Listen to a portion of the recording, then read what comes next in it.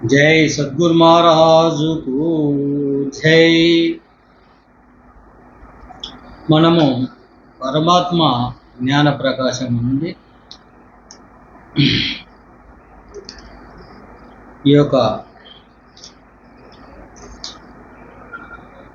25వ తత్వమును మనము తెలుసుకుంటున్నాం.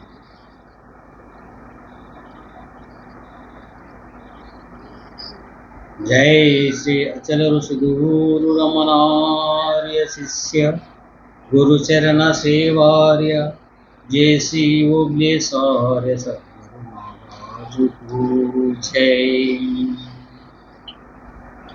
శీర్షపద్యము 25. దాత్రిలో జనులెల్ల దైవంబు దర్శించ, దాత్రిలో జనులెల్ల దైవంబు దర్శించ, పలు తెరంగుల భువిలో ప్రబలినారు. ఉపవాసములనొకరు వ్రత పూజలందొకరు, ఉపవాసములనొకరు వ్రత పూజలందొకరు, మూర్తి ధ్యానమొకరు అనుష్ఠానమొకరు, మంత్ర జపమునొకరు మౌనంబులోనొకరు,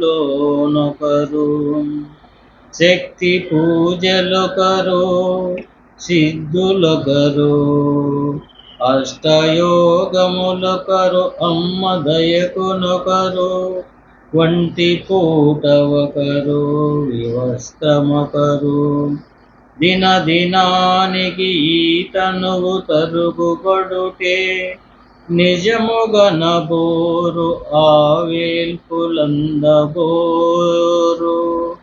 సద్గురు తీరవు సంశయములు, సద్గతెరుగరు తీరవు సంశయములు, తన్నెరిగిన గురువుచే తీర్పుబడక.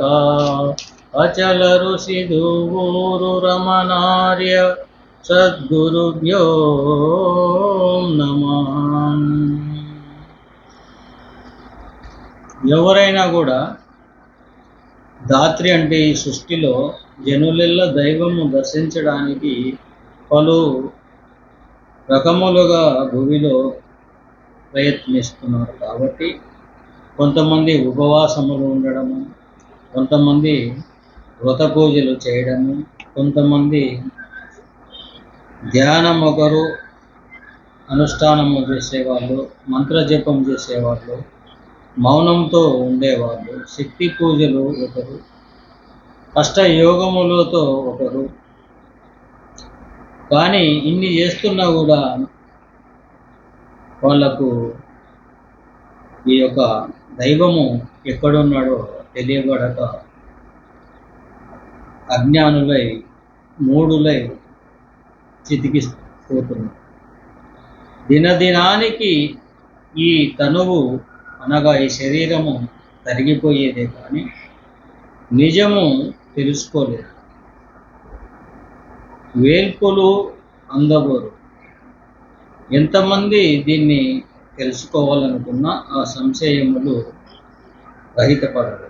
ఎలా రహితపడును అనగా, ఎవరైతే ఆ గురువు తన్ను తాను ఎరిగి, ప్రపంచాన్ని ఎరిగి, ఈ సృష్టి రహస్యాన్ని తెలుసుకొని ఈ భూమి మీద సాక్షిగా ఉన్నాడో అటువంటి గురువు చేత మాత్రమే తీరునని తెలపడం. జై సద్గురు మహారాజుకు జై.